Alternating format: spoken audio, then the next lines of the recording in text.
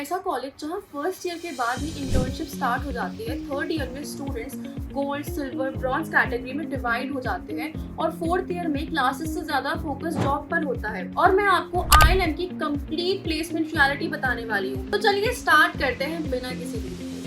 यार ILM में placements कैसे लगती है, गोल्ड, सिल्वर, ब्रॉन्ज कैटेगरी क्या होता है और फोर्थ ईयर में क्लासेस क्यों नहीं लगती, और सबसे इम्पोर्टेंट बात, क्या ILM में एडमिशन लेने के बाद प्लेसमेंट मिल जाती है या उसके लिए भी अलग स्ट्रगल करना पड़ता है। अगर आपके दिमाग में यही सारे क्वेश्चंस आ रहे हैं तो आज की वीडियो आपके लिए बहुत इंपॉर्टेंट होने वाली है, क्योंकि आज मैं आपको बताऊंगी ILM का complete placement road map, first year से लेके फाइनल तक सब कुछ बताऊंगी। और बिलीव मी, काफी सारी चीजें ऐसी हैं जो नए स्टूडेंट्स को शायद एडमिशन के टाइम भी नहीं पता चलती हैं, लेकिन अब इस वीडियो को देखते हुए आपको सब समझ में आ जाएगा। फर्स्ट ईयर से लेके फोर्थ ईयर तक, एंड तक आपको कैसे कैसे क्या क्या करना चाहिए। लेकिन उससे पहले मैं आपको एक बात क्लियर कर देती हूँ, अगर आप इस वीडियो को देख रहे हो तो यही सोच के देख रहे होगे ना कि आपको ILM में एडमिशन लेना है। अब इसका रजिस्ट्रेशन फॉर्म भरोगे 1000 से 1500 तक का, तो इसका रजिस्ट्रेशन फॉर्म होगा ही, और मैं चाहती हूँ कि आपके इतने पैसे तो खर्च ना ही हो। तो इसी के लिए मैं आपके लिए कूपन कोड्स लाई हूँ कुछ, जिसमें आपको, अगर आप मेरी वीडियो थोड़ा सा पहले देख रहे हो तो आपको 80 से 90% तक का डिस्काउंट मिल जाएगा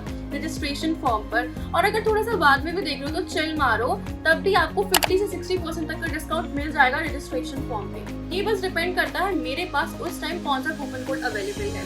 और अगर अभी भी थोड़ा सा कंफ्यूजन है आपको कि आपको कोई कॉलेज लेना चाहिए या नहीं लेना चाहिए, या कोई और पसंद आ रहा है, और आपकी इसी कंफ्यूजन को दूर करने के लिए डिस्क्रिप्शन में ना एक रजिस्ट्रेशन फॉर्म दिया हुआ है, लिंक प्रोवाइड किया है, वो एक रजिस्ट्रेशन फॉर्म का है। उसमें आपको बस अपनी प्रेफर्ड लोकेशन और अपना एंट्रेंस कोड डालना है।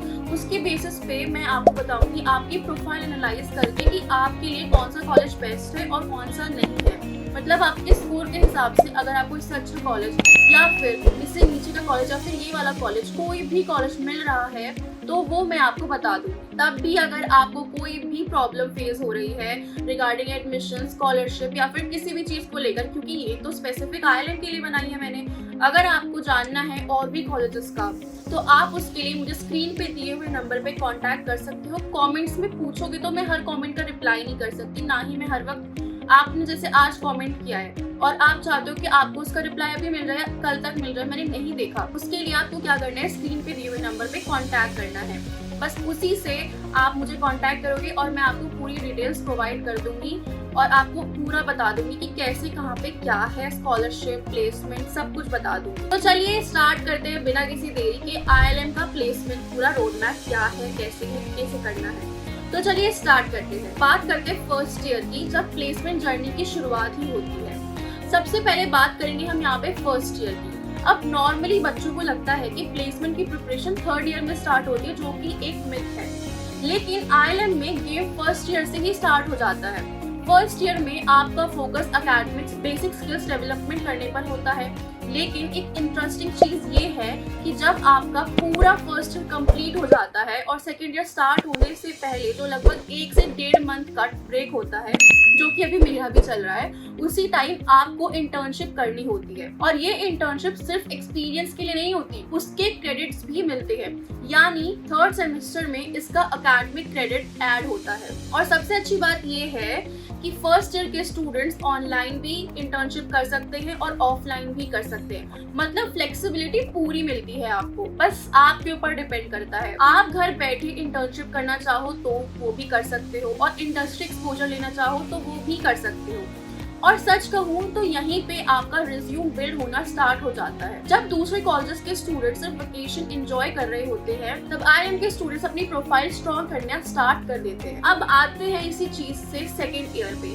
अब गेम धीरे धीरे सीरियस होने लगा है, अब आता है सेकेंड ईयर, और यहीं से कॉलेज देखना स्टार्ट करता है कि कौन कितना प्लेसमेंट रेडी है और कौन कितना पानी में है।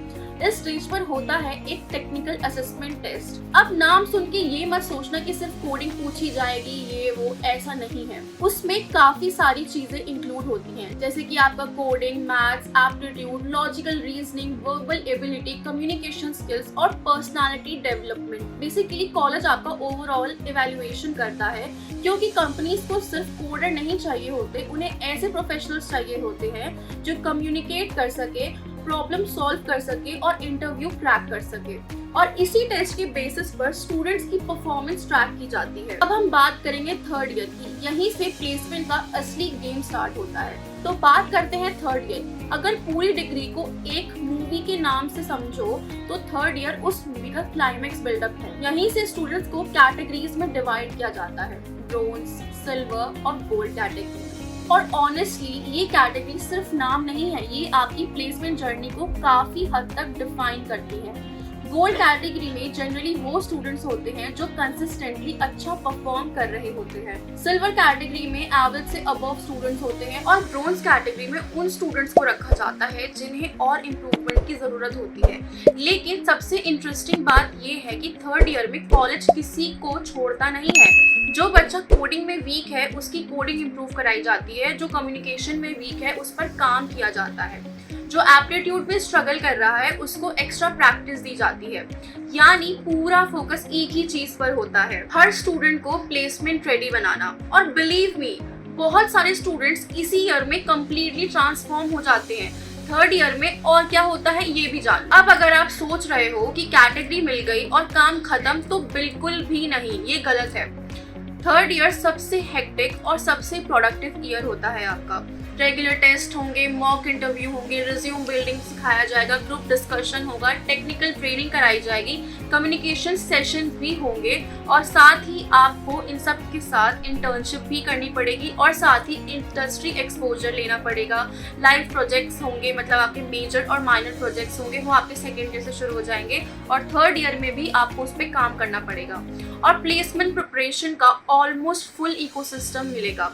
मतलब अगर आप थर्ड ईयर को सीरियसली लेते हो तो फोर्थ ईयर आपके लिए काफी स्मूथ हो सकता है। बायोटेक्नोलॉजी और फूड टेक्नोलॉजी स्टूडेंट्स के लिए एक इम्पॉर्टेंट बात यहाँ पर ये आती है कि जो बायोटेक और फूड टेक के स्टूडेंट्स होते हैं उन्हें ऑफलाइन ट्रेनिंग ही लेनी पड़ती है, ऑफलाइन इंटर्नशिप ही करनी पड़ती है, क्योंकि उनको प्रैक्टिकल लैब एक्सपोजर और इंडस्ट्री एक्सपीरियंस की रिक्वायरमेंट होती है। लेकिन बायोइन्फॉर्मेटिक्स और सीएससी के स्टूडेंट्स को रिलेटिवली ऑनलाइन और ऑफलाइन दोनों का ऑप्शन प्रोवाइड किया जाता है और दोनों केस में क्रेडिट्स मिलते हैं। तो इंटर्नशिप सिर्फ सर्टिफिकेट कलेक्ट करने के लिए नहीं होती, ये आपकी डिग्री और प्लेसमेंट जर्नी दोनों को इम्पोर्टेंट पार्ट होता है। अब बात करते हैं फोर्थ ईयर की, स्टूडेंट से प्रोफेशनल बनने वाला साल आपका।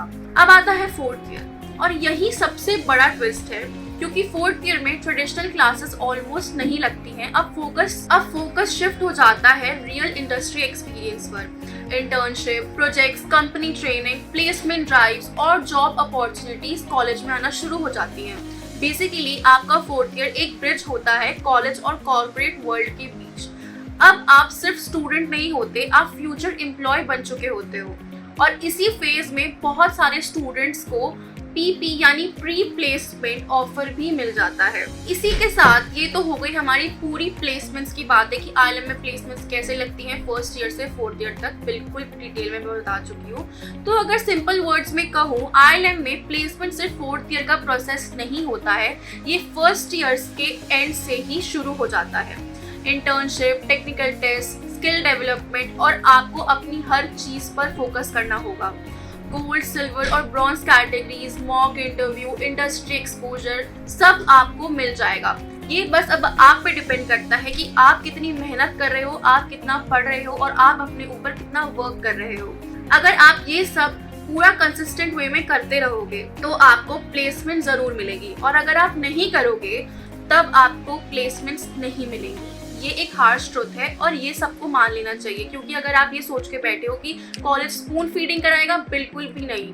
अगर आपका CGPA 4 से कम है, 6 से कम है, मैं तो कहूँगी आपको अपना CGPA 7 लेकर ही चलना चाहिए, क्योंकि कॉलेज CGPA भी देखता है, कंपनीज भी देखती हैं, और आपका पूरा जब रियलाइज किया जाएगा डेटा, 12 का मार्कशीट, आपका CGPA, वो सब बहुत मैटर करता है। उसी के बेसिस पे आपको प्लेसमेंट से या तो निकाला भी जा सकता है या फिर रखा भी जा सकता है।